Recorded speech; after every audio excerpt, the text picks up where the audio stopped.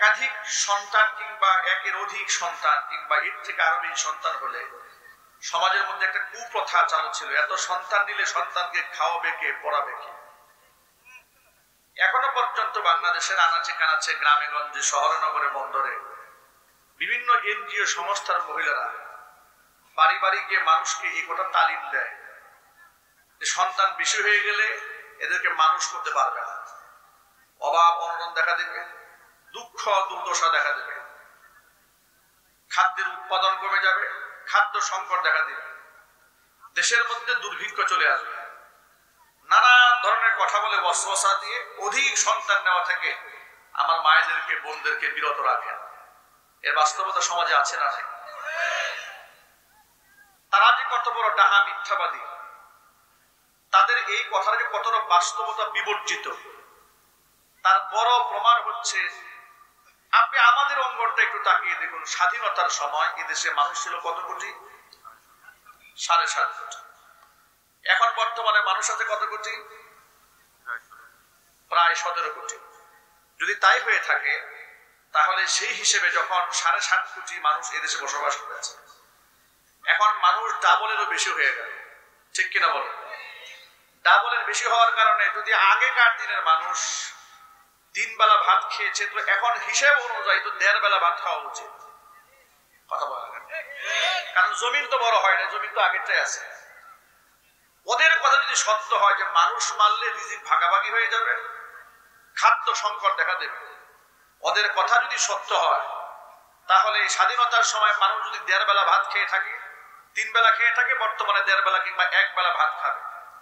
কিন্তু বাস্তবতা উল্টো হয়েছে, বরং 7.5 কোটি মানুষ যে রিজিক পেয়েছে, 17 কোটি মানুষ তার থেকে 3 ডাবল রিজিক বেশি পেয়েছে।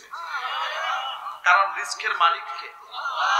সবাই বলে নবী করিম সাল্লাল্লাহু আলাইহি ওয়াসাল্লাম বলেছেন, তাযাওয়াজুল ওয়াদুদাল ওয়ালুদ ফাইন্নী মুকাসিরুম বিকুমুল উমামা ইয়াউমাল কিয়ামা।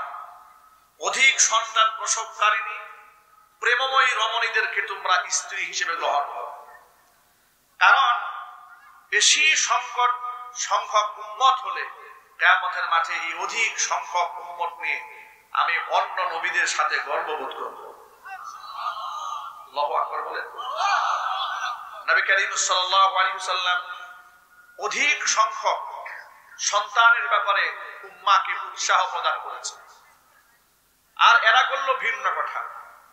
কোরআন মাজিদের মধ্যে আল্লাহ রাব্বুল আলামিন বলেছেন, যখন কোনো ছেলে বিবাহ করতে যায়, বিবাহের ব্যাপারটা এত বেশি ইসলামে উৎসাহ দেওয়া হয়েছে, ইয়াকুনু ফুকারা ইউগনিহিমুল্লাহু মিন ফাদলি। সূরা নূরের মধ্যে আল্লাহ বলেছেন, যারা বিবাহ করতে যাচ্ছে ওরা যদি অর্থনৈতিক সংকটেও থাকে, ইয়াকুনু ফুকারা, ওরা দরিদ্রও থাকে, ইউগনিহিমুল্লাহু মিন ফাদলি, বিবাহ করার পরে আমি এদেরকে ধনী বানাই দেব। এখন আপনারা বলুন, রিজকের মালিক কে? সম্পদে বারাকা দেওয়ার মালিক কে?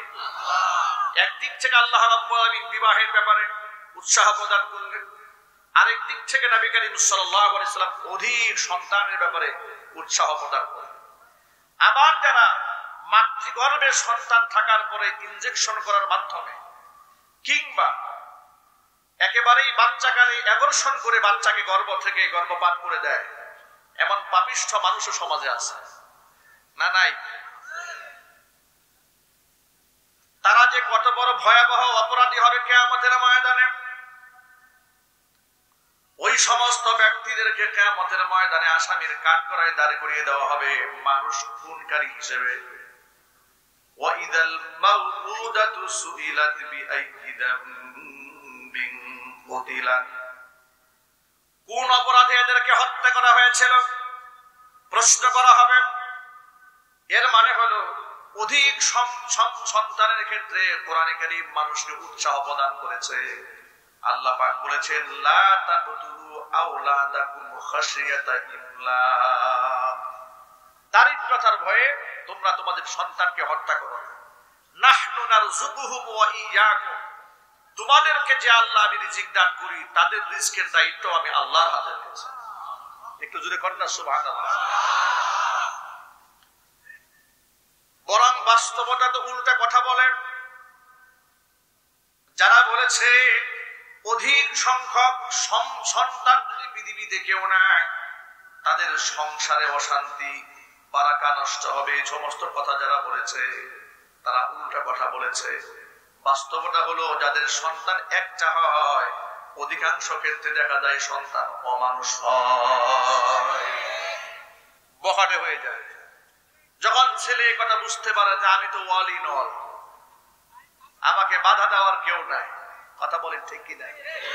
আমার পেছনেতে আমি তো আল্লাহর রহমতে দীর্ঘ সময় জুমার মসজিদে খুতবা দিচ্ছি, সমাজের হার শ্রেণীর লোকেরা আমাদের কাছে আসে, বিশেষ করে এক সন্তানের বাবা, এদের অভিযোগগুলো শুনলে তখন কোরআনে কারিমের আয়াতগুলো মনে পড়ে। বলে হুজুর সন্তানটি এমন বখাটে হয়েছে, গলার মধ্যে ছুরি ধরেছে, মোটর সাইকেল কিনে না দিলে উপায় নেই। আমি বললাম শাসন করেন। শাসন করে কি করবো হুজুর, সন্তান বুঝে ফেলেছে ও আমার একমাত্র ছেলে। ছেলে আমাকে বলে তোমার সন্তান, আমি তোমার সম্পদ আমি খাবো না তো খাবে কি? এই কথা বলে আমাকে প্রেসার ক্রিয়েট করছে, বল প্রয়োগ করছে। আমি আপনাদের সামনে যে কথাটা বোঝাতে চাই সেটা হচ্ছে এই যে কোরআন মাজিদ আল্লাহ রাব্বুল আলামিন এমন একটা গ্রন্থ আমাদেরকে দান করেছেন, আমাদের সামনে এখন খোলা আছে। পৃথিবীর মধ্যে একমাত্র শ্রেষ্ঠ গ্রন্থ যা এভাবে ওপেন করে লাখো কোটি অজস্র বিলিয়ন মানুষের সামনে চ্যালেঞ্জ করে কথা বলা যায় যে এটাই হক, এটাই চূড়ান্ত, এর মধ্যে ভুল হওয়ার কোনো সম্ভাবনা নেই। পৃথিবীর কোন ধর্মগুরু তাদের ধর্মীয় গ্রন্থ নিয়ে এইভাবে ওপেনে কথা বলতে সাহস পাবে না, কারণ অনেক কিছু ভেজাল বের হয়ে আসবে যা বাস্তবতার সাথে কোনো মিল নাই, বৈজ্ঞানিক ভাবেও প্রমাণিত নাই। এমনকি যেগুলো অসভ্য কালচারে রূপ দেয় এমন অসংখ্য কথা বিভিন্ন বই পুস্তকে পাওয়া গেলেও কোরআন এমন একটা নির্ভেজাল তথ্যভিত্তিক কিতাব, মানুষের সকল সমস্যার সমাধান দিয়েছে। সর্বকালের জন্য আল্লাহ পাকের শ্রেষ্ঠ উপহার কোরআন। জোরে কথা সুবহানাল্লাহ। আজকে সমাজে স্বামী স্ত্রীর দূরত্ব বেড়েছে, ঠিক কিনা বলেন? তালাকের সংখ্যা, ডিভোর্সের সংখ্যা দিন দিন বেড়েছে। করোনাকালীন সময়ে টাঙ্গাইল জেলার সখীপুর অঞ্চলের একটা রিপোর্ট আমি পত্রিকাতে পড়েছিলাম। 6 মাসের সেখানকার কাজী অফিস থেকে তথ্য নেওয়া হয়েছিল। সেখানে একটি সমীক্ষণে দেখা গেছে যে 6 মাসের মধ্যে প্রায় সেখানে 800+ বিবাহ সংগঠিত হয়েছে, রেজিস্ট্রি করে বিবাহ হয়েছে 800-র মতো। আর ওই 6 মাসের মধ্যে একেবারে বিবাহ ভেঙে গিয়েছে প্রায় 600-এর মতো। খাতা কলমে 600-এর মতো বিবাহ ভেঙে গিয়েছে। যদি খাতা কলমেই 600 ভাঙে, বাস্তবতায় কতটা ভাঙে আন্দাজ করা যায়। আজকে স্বামী স্ত্রী যে দূরত্ব তৈরি হয়েছে, একের প্রতি একের যে সন্দেহ তৈরি হয়েছে, সমাজের মধ্যে শুরু হয়েছে পরকীয়া, শুরু হয়েছে জেনা, ব্যভিচার। আর মোবাইল নামক গজবটা কাছে থাকার কারণে, যে মোবাইল দিয়ে আপনি পৃথিবীর সমস্ত ভালো ভালো জিনিসগুলো শিখতে পারেন, আবার এটা দিয়ে আপনি খারাপ জিনিসও দেখতে পারেন। আমরা যখন সফরে থাকি, কিতাবের বস্তা নিয়ে তো আমাদের চলা সম্ভব হয় না, তখন আমরা এখান থেকে কোরআন পড়ি, হাদিস পড়ি, তাফসীর পড়ি। পৃথিবীর কোটি কোটি টাকার কিতাব অনলাইনে ছাড়া আছে, এখান থেকে লেখাপড়া করা যায়। আমরা যেমন কিতাব নিয়ে পড়ে থাকি, অসংখ্য বিপদগামী লোকেরা ঠিক এই মোবাইলের মধ্যে পর্নোগ্রাফি ভিডিও দেখে দেখে নিজের ঈমান এবং আমলকে ধ্বংস করে দিচ্ছে। শুধু তাই নয়, ঈমান এবং আমলকে শুধু এখানে ধ্বংস করছে তাই নয়, বান্ধবীদের সাথে পরকীয়া। কথা বলেন, যদি বলতে হবে আছে না নাই?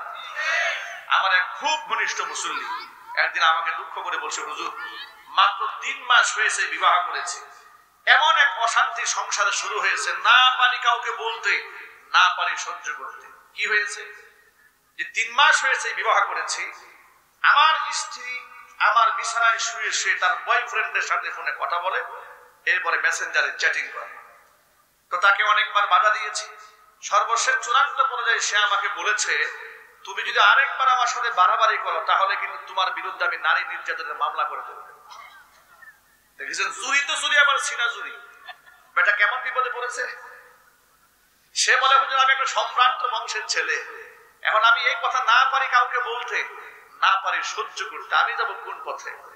আজকে বাংলাদেশে মানুষের তৈরি করা আইন থাকার কারণে আজকে এই দেশে নারী অধিকারের নামে চিৎকার চেঁচামেচি করতে করতে আজকে পুরুষদেরকে, অসংখ্য পুরুষদেরকে নির্যাতন করা হচ্ছে। কথা বলতে হবে, ঠিক কিনা বলেন? ধর্ষণের ক্ষেত্রে মাইল ফলক ধরা হয়েছে। কোন মেয়ে যদি খালি গিয়া বলে যে অমুক ছেলে আমাকে ধর্ষণ করেছে, ব্যাস ছেলের নামে মামলা হয়ে যাবে। কিন্তু কোন পুরুষ যদি একেবারে সকাল থেকে সন্ধ্যা বন্ধ থানা গিয়ে কান্নাকাটি করে মহিলা আমাকে ধর্ষণ করেছে, কোনো মামলা হবে না। কথা বলতে হবে তো, ঠিক কিনা বলে? আচ্ছা, ধর্ষণের জন্য কি শুধু পুরুষরা দায়ী? একটু ইনসাফের সাথে আপনারা বলেন তো, ধর্ষণের জন্য কি শুধুমাত্র পুরুষরা দায়ী? তসলিমা নাসরিনের মতো জঘন্য মহিলা যারা এই সমাজের মধ্যে তৈরি হয়েছে, সমাজের মধ্যে ধর্ষণ, জিনা, ব্যভিচার তৈরি হওয়ার জন্য এরা অনেকটাই দায়ী। কথা বলতে হবে, ঠিক কিনা বলেন?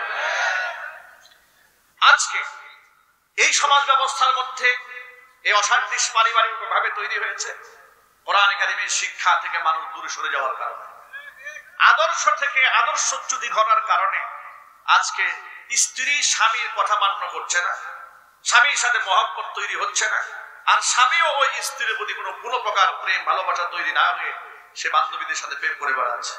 কেউ কারো হক আদায় করছে না। আমি আজকে আপনাদের সামনে মহাগ্রন্থ আল কোরআন সামনে নিয়ে এই ব্যাপারে কিছু কথা বলতে চাই। আল্লাহ রাব্বুল আলামিন কোরআন শরীফে কখনো একপাক্ষিক কথা বলেন নাই। যেমন আমাদের বাংলাদেশে যত বুদ্ধিজীবী আছে, ওই বুদ্ধিজীবী গুলো নিজের বুদ্ধি দিয়া এমন এমন বুদ্ধি বের করেছে যে বুদ্ধি মানলে মানুষের আরো বিপদ বেড়ে যায়। যেমন নারী অধিকারের নামে যত স্লোগান বাংলাদেশে আছে, ওই স্লোগান যদি কোনো মহিলা বাস্তব জীবনে অ্যাপ্লাই করতে চায়, রাস্তাঘাটে ধর্ষিতা হওয়া ছাড়া তার কোনো উপায় নাই। নারীরা কি বলেছে? আমি কোথায় গিয়েছি, কি পড়েছি, দুষ্টা আমার নয়, ধর্ষক দুষ্ট, ওদের স্লোগান। আমি কোথায় গিয়েছি, কি পড়েছি, দুষ্টা আমার নয়, এটা প্রতিবাদের ভাষা ওদের। ওদের প্রতিবাদের ভাষা হচ্ছে দেহ আমার, সিদ্ধান্ত আমার। ওদের প্রতিবাদের ভাষা হচ্ছে আমার গায়ে থ্রি পিস থাকবে না, কামিজ থাকবে না, শর্ট কামিজ থাকবে না, জিন্স থাকবে, সিদ্ধান্ত আমার। মৌলবীদের বলার কিছু নাই। দেখুন, একপাক্ষিক কথা, পাগলের প্রলাপ। আপনি যদি আগুন এবং মোম পাশাপাশি রাখেন, নিশ্চয়ই আগুনের তাপে মোম গলবে, এটা একটা স্বাভাবিক ব্যাপার। কথা বলেন না, ঠিক কিনা বলেন? আল্লাহ রাব্বুল আলামিন নারী এবং পুরুষকে ভিন্ন ভিন্ন হরমোনে তৈরি করেছেন। নারীর প্রতি পুরুষের, পুরুষের প্রতি নারীর একটা আকর্ষণ, এটা সৃষ্টিগতভাবে আল্লাহ পাক তৈরি করেছেন। কিন্তু সেই পবিত্র আকর্ষণ যেন নাপাক না হয়, এই জন্য আল্লাহ রাব্বুল আলামিন নারী পুরুষের পর্দার বিধান দিয়েছেন। আবার জৈবিক চাহিদার যেন অবক্ষয় না ঘটে, এই জন্য আল্লাহ পাক বিবাহের বিধান দান করেছেন। সুবহানাল্লাহ বলবেন। কি সুন্দর জীবন ব্যবস্থা ইসলামে উপহার দিয়েছে আল্লাহ রাব্বুল আলামিন। বিবাহের ক্ষেত্রেও দেখুন, স্বামী স্ত্রীর মিল মোহাব্বত তৈরি তখন থেকেই হবে যখন স্ত্রী একজন উপযুক্ত স্বামী পাবে আর স্বামী একজন উপযুক্ত স্ত্রী পাবে। বিবাহের ক্ষেত্রে ইসলামের নীতিমালা হলো, আল্লাহর হাবিব সাল্লাল্লাহু আলাইহি ওয়াসাল্লাম কন্যাদের পিতাদেরকে বলেছে, ও কন্যার পিতারা শোনো, তোমার উপযুক্ত মেয়ের বিবাহের প্রস্তাব যদি এমন ছেলের পক্ষ থেকে আসে যার ধার্মিকতায় তুমি সন্তুষ্ট, ওই বিবাহের প্রস্তাবকে তুমি প্রত্যাখ্যান করে দিও না। যে ছেলের দ্বীনদারিতায় তুমি সন্তুষ্ট, ওই বিবাহকে তুমি না বলো না। সুবহানাল্লাহ বলেন। ব্যালেন্স করেছেন, এক পক্ষকে নবী করিম সাল্লাল্লাহু আলাইহি ওয়াসাল্লাম কথা বললেন, এবার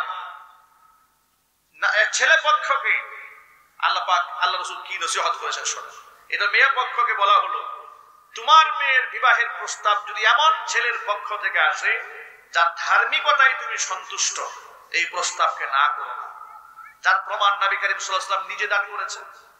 আল্লাহর নবীর কলিজার টুকরা মেয়ে ফাতেমাতুজ জাহরা রাদিয়াল্লাহু তাআলা আনহা, জান্নাতি রমণীদের সর্দারিনী, তার বিবাহের প্রস্তাব কত উন্নত জায়গা থেকে এসেছে, কত শত শত কোটি টাকার মালিক তৎকালীন যুগের রাজা বাদশাহ পর্যায়ের লোকদের পক্ষ থেকে বিবাহের প্রস্তাব গেছে। নিজের মেয়ের জন্য আল্লাহ নবী অ্যাকসেপ্ট করেন নাই, গ্রহণ করেননি। হযরত আলী কাররামাল্লাহু ওয়াজহাকে মেয়ের জামাই হিসেবে তিনি পছন্দ করেছেন। অথচ হযরত আলী বিবাহের মহারণা দেবে এতটুকু সামর্থ্য তার ছিল না। এত কষ্টে সংসার কেটেছে। ফাতেমাতুজ জাহরা রাদিয়াল্লাহু তাআলা আনহা একদিন নবীজির কাছে এসে বলছেন, আব্বা জান তাকাই দেখেন আমার হাতটা ঠুসা পড়ে গেছে, গরিব মানুষ আমরা, সংসার চালাতে বড় কষ্ট হচ্ছে। ওই যে আটা পিষতে পিষতে গমগুলাকে চাপতে চাপতে গুঁড়া করতে করতে হাতের মধ্যে ঠুসা পড়ে গেছে। আপনি যদি আমাদের জন্য একটা খাদেমের ব্যবস্থা করে দিতেন আমাদের ঘরের কাজকর্ম করার জন্য, আমাদের বড় ভালো হতো। আল্লাহর হাবিব বললেন, ফাতেমা তোমার স্বামী আলীকেও নিয়ে আসো। হযরত আলী এলেন, ফাতেমা রাদিয়াল্লাহু তাআলা হাতে নিয়ে এলেন, সামনে দাঁড়িয়ে আছেন। আলী এবং ফাতেমাকে ডাক দিয়ে নবীজি বলেন, ও আলী এবং ফাতেমা তোমরা শোনো, তোমরা তো আমার কাছে খাদেম চেয়েছো, আমি কি এর থেকেও উত্তম কিছু তোমাদেরকে বলে দেব না? তারা বললেন, নিশ্চয়ই আপনি আমাদেরকে বলে দিবেন। হুজুর বললেন, রাতের বেলায় যখন বিছানায় শুতে যাবে 33 বার সুবহানাল্লাহ, 33 বার আলহামদুলিল্লাহ, 34 বার আল্লাহু আকবার আমল করবে।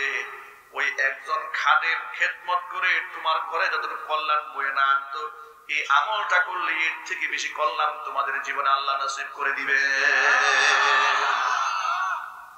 এখান থেকে একটা সবক নেওয়া যায়, সেই সবকটা হচ্ছে এই, ফাতেমাতুজ জাহরা রাদিয়াল্লাহু তাআলা আনহা কিন্তু আত্মার খোরাক চান নাই, তিনি দেহের খোরাকের জন্য একটা খাদেম চেয়েছেন। কিন্তু আল্লাহর নবী তাকে দেহের খোরাক না দিয়ে আত্মার খোরাক দিলেন কেন? কারণ জিকির করলে তো আর পরিশ্রম কমে না।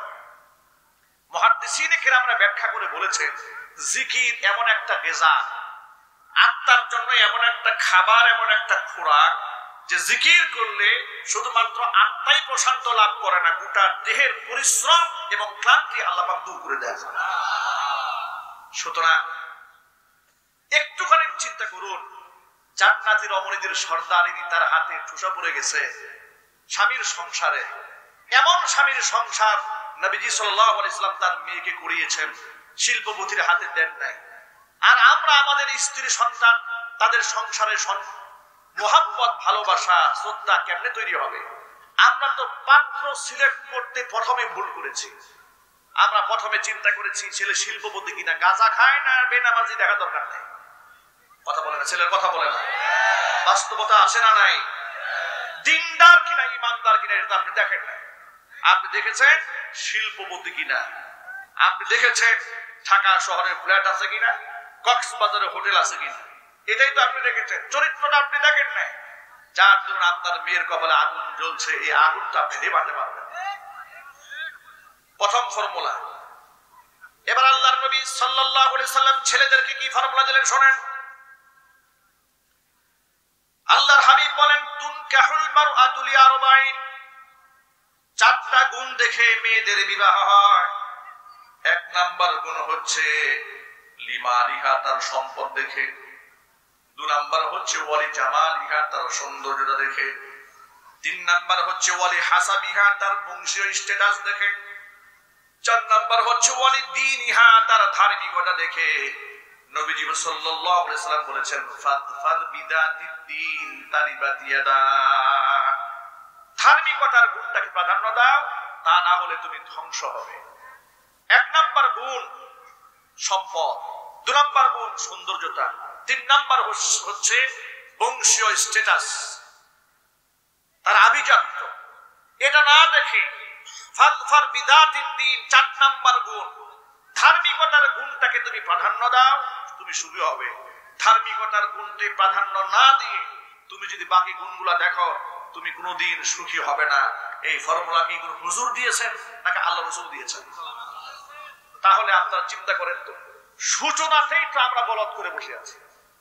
আমরা সূচনা থেকে আমরা ভুল করেছি। এখানে আমাদের শুধরাবার প্রয়োজন আছে না নাই?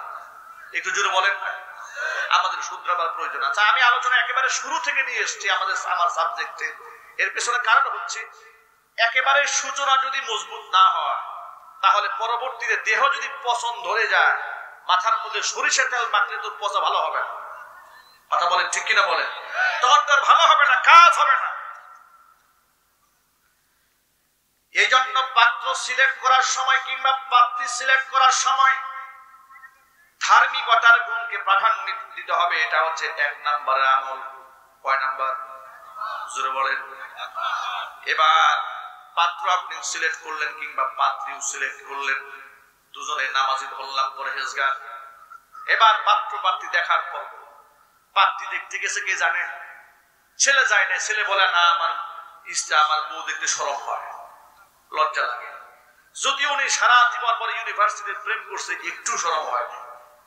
এখন বাস্তবতা বউ দেখতে যাবে, তার শরম হয়। পাঠিয়েছে কাকে? দুলাভাইকে পাঠাইছে, বন্ধু বান্ধবদেরকে পাঠিয়ে দিয়েছে। আচ্ছা প্রিয় যুবকেরা, একটুখানি ইনসাফের সাথে কথা বলুন তো, আপনার হবু স্ত্রীর দিকে কি আপনার দুলাভাই খুব খুশ নজরে তাকাইছে? আপনার দুলাভাই তো মনে মনে চিন্তা করতে পারে, আরে কামটা করলাম কি, বউ তো এটাই বেশি মজবুত ছিল। কথা একটু বলেন আপনারা। আপনার বন্ধু তো মনে মনে স্বপ্ন দেখবে, এই বউটা যদি আমার হইতো। কথা বলেন, এই দায়িত্ব আপনার, ঠিক কিনা বলেন? এই জন্য ইসলামী শরীয়ত বলে দিয়েছে যে না, তুমি যখন পাত্রী দেখতে যাবে, ছেলে একমাত্র তোমার দেখার অধিকার আছে, তোমার বাবারও দেখার অধিকার। আল্লাহু আকবার বলেন। এই সীমাগুলো লঙ্ঘন করা যাবে না। আবার দেখতে গিয়া গরু ছাগলের মতো দেখা যাবে না। আমাদের দেশের গার্জিয়ানরা পাত্রী দেখে, কি নির্মম ভাবে, নির্লজ্জ ভাবে যে পাত্রী দেখে আর তাদের আচরণটা করে। বলে একটু হাঁটো, হাঁটাই নিয়ে আসে, একটু কাঁদো, একটু হাসো, আসে না নাই? আমি এক জায়গায় দেখলাম যে এই মেয়ের হাত বাড়াইতে বলছে, হাত বাড়াইছে। এটা একটা অনলাইন ক্লিপে দেখেছি। এরপরে ঘটক সাহেব মেয়ের হাত ধরে টিপে টিপে দেখতেছে হাত ঠিক আছে নাকি। নাউজুবিল্লাহ বলবেন না? কি নির্লজ্জতা, কি বেহায়াপনা! হাত টিপে দেওয়ার অধিকার আপনারা কে দিয়েছে? এই সাহস পেলেন পর থেকে আপনি অন্য নারীর গায়ে আপনি স্পর্শ করেছেন। কথা বলেন না, ঠিক কিনা বলেন? আর এই পশুত্ব, এই গরু ছাগলের আচরণ প্রকাশ্য হয়। নির্লজ্জতা, বেহায়াপনার একটা সীমা থাকা উচিত। আপনার সংসার শুরু কবে করতে, আপনি শুরু থেকেই তো হারাম কাজ শুরু করে দিয়েছেন। কথা বলেন, ঠিক কিনা? এরপরে পর্ব গেল এটা। এই ক্ষেত্রে সতর্ক থাকতে হবে। পাত্রী দেখার অধিকার একমাত্র কার? সবাই একটু বলেন না। এই কথাটা কি সকলের মনে থাকবে ইনশাআল্লাহ? হাত তুলে যেন ভুলে না যান। বলেন, আমরা কেউ ভুলবো না ইনশাআল্লাহ। আল্লাহ পাক বুঝার তৌফিক দান করে। হাত নামা। আমার প্রিয় যুবক ভাইরা, এখানে খাদ্য নয়, পাত্র পাত্রী সিলেক্ট হয়ে যাওয়ার পরে এবার দেখবেন ডিমান্ড শুরু হয়ে যায়, দুই পক্ষের ডিমান্ড শুরু হয়ে যায়। এবার ছেলে পক্ষ বলতে থাকে মহারণা ধার্য করতে হবে। মেয়ে পক্ষ বলে মহারণা ধার্য করবেন, ঠিক আছে, ঠান্ডা মাথায় আসেন, বেশি দেওয়া লাগবে না, 50 লাখ দিলেই চলবে। কথা বলেন। বলে আমাদের কোনো দাবি দেওয়া নাই, তবে 50 লাখ দিলে আর কিছু লাগে না। দাবি দেওয়া নেই। তবে ছেলে সরকারি চাকরি করে, তো নতুন নতুন চাকরি হয়েছে, অফিসে যায় অটোতে করে, খুব কষ্ট হয়। একটা মোটর সাইকেল হলে খারাপ হইত। কোনো দাবি নাই, কিন্তু কোনো দাবি নাই। ছেলে নতুন একটা ফ্ল্যাট কিনেছে ঢাকাতে, মিরপুরে ডিওএসএস বাড়ি ধারাতে কিনেছে, গুলশানে ফ্ল্যাট কিনেছে, একেবারেই শূন্য, খালি, এখনো ফার্নিচার কেনার সুযোগ হয় নাই। যদি ফার্নিচার হইতো খারাপ হইতো না, মেয়েই তো থাকবে, কিন্তু ডিমান্ড কিন্তু নাই। কি বলেন, আছে না নাই? চায়ও না, কিন্তু চাওয়া ছাড়েও না। চাওয়ার ভান করে, দুটোই হারাম। দুটোই কি? একটু জোরে বলে। এই সূত্রগুলো আপনাদের কাছে বলে দিচ্ছি কেন জানেন? সামনে যে কথাগুলো বলবো, এই কথাগুলো বোঝার আগে এই সব ছিদ্র যদি বন্ধ না করেন, সামনের কথা শুনে কোনো লাভ হবে না। এর পেছনে কারণ হচ্ছে, আপনি সামনের দিনগুলো খুব সুন্দর করলেন, কিন্তু কথায় কথায় আপনার বোর মেজাজ খারাপ হয়ে গিয়ে বলবে, তুমি যে খাটে বসে আমাকে ধমকটা দিছ, খাটটা কিন্তু আমার বাবা দিয়েছে। কথা বলেন না, ঠিক কিনা বলেন?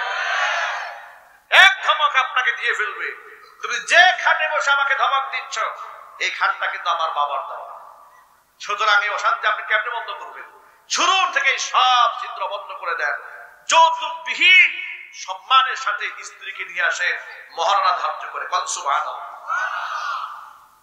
একদিক থেকে যেমন যৌতুকবিহীন বিবাহ করবেন, 2 নাম্বার আবার মহারণাও যেন স্বামীর উপর জুলুম না হয়, এই ব্যাপারটাও খুব খেয়াল করতে হবে। নবী করিম সাল্লাল্লাহু আলাইহি সাল্লাম তিনি মহারণা মানুষের জন্য একেবারে হালকা করে দিয়েছেন।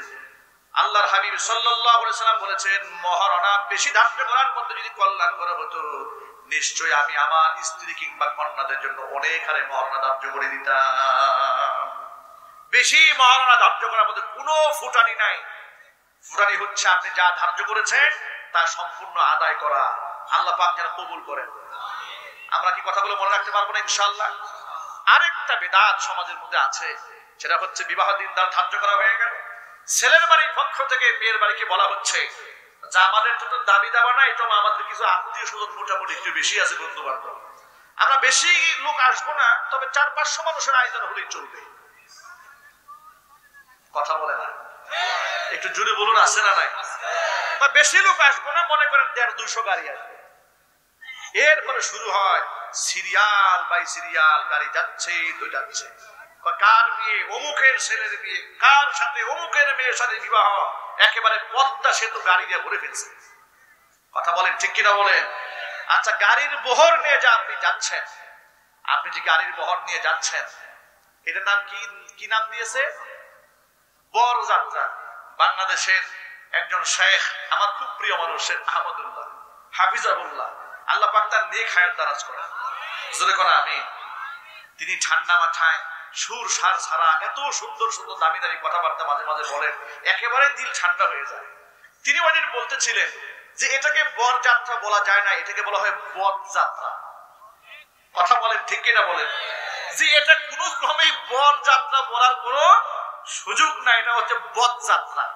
আপনারা কে বলেছে 300 মানুষের আয়োজন করে মেয়ের বাড়ির গার্জিয়ানদের উপরে প্রেসার ক্রিয়েট করতে? এই অধিকার আপনারা কে দিয়েছে? আপনার যদি এত খাওয়াতে মনে চায়, মেয়ের বাড়িতে এত লোক না নিয়ে আপনি 10,000 মানুষের আয়োজন করে নিজের বাড়িতে অলিমা খাওয়ায়। কথা বলেন না ঠিক কিনা বলেন? আপনার যদি এতই থাকে, আপনি খাওয়ান মানুষদেরকে, আপনি মেয়ের গার্জিয়ানদের উপরে এই চাপ দিতে পারেন না, এটা হারাম। চাপ দেওয়া কি? আরো জোরে বলে। বিবাহের শুরুতেই যদি এতগুলো হারাম আমরা করি, এখন সেই সংসারে শান্তি করতে আসবে, আসমান ফেটে নাজিল হবে, নাজিল হবে। এরপরে সব স্টেপ গুলো পার হয়ে গেল, বিবাহের দিন তারিখ ধার্য হলো।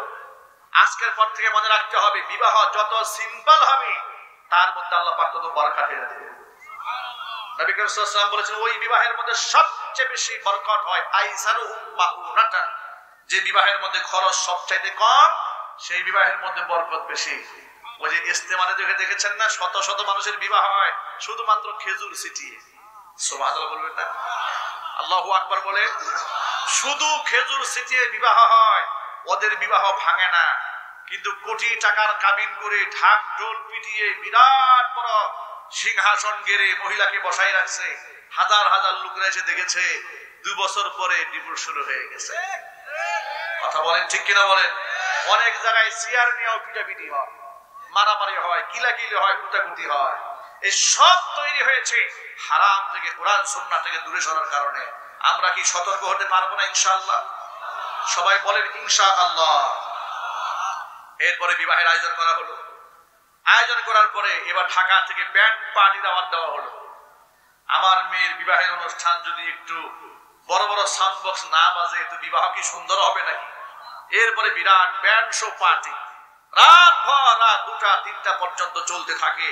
এই কুসংস্কার দেশের মধ্যে অনেক জায়গাতে আছে, শুধুমাত্র গোপালগঞ্জে নেই। আছে নাকি বলে? হারাম। বলেন কি? একটু জোরে বলেন না। যুবকেরা, কোরআনের মাহফিলে আপনারা এসেছেন, আমাদের জীবনের অত্যন্ত গুরুত্বপূর্ণ একটা অধ্যায় হচ্ছে বিবাহ। যে বিবাহের ব্যাপারে নবী করিম সাল্লাল্লাহু আলাইহি ওয়াসাল্লাম বলেছেন, আন-নিকাহু নিসফুল ঈমান, বিবাহ হচ্ছে ঈমানের অর্ধেকটা। যে ব্যক্তি বিবাহ করেছে সেই ব্যক্তির ঈমান কি পরিপূর্ণ হয়ে গিয়েছে।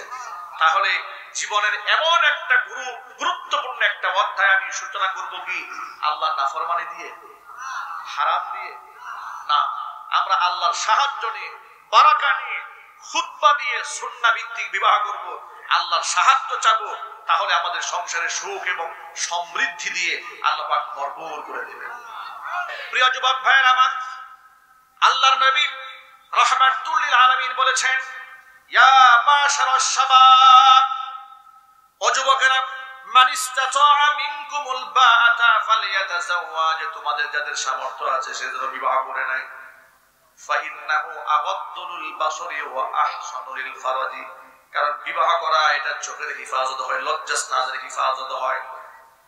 ওয়া মান লাম ইস্তাতি' মিনকুমুল বাআতা ফালইয়াসুম, আর তোমাদের কেউ যদি বিবাহ করার সামর্থ্য না থাকে, মহানাও দিতে পারবে না, স্ত্রীকে বড় পোষণ দিতে পারবে না, ফালিয়াসুম, সে যেন রোজা রেখে নিজের যৌবনকে কন্ট্রোল করে নেয়, এরপরেও যেন সে হারাম রিলেশনের সাথে জড়িয়ে না যায়। সুবহানাল্লাহ, জোরে কোন সুবহানাল্লাহ। আল্লাহ রাব্বুল আলামিন আমাদের যুবক ভাইদেরকে অল্প বয়সে বিবাহ করার তৌফিক দান করেন। আমার মেয়েদেরকে, মা বোনদেরকে অল্প বয়সে আল্লাহ রাব্বুল আলামিন দিনদার ইমানদার স্বামীর ঘর করার তৌফিক দান করেন।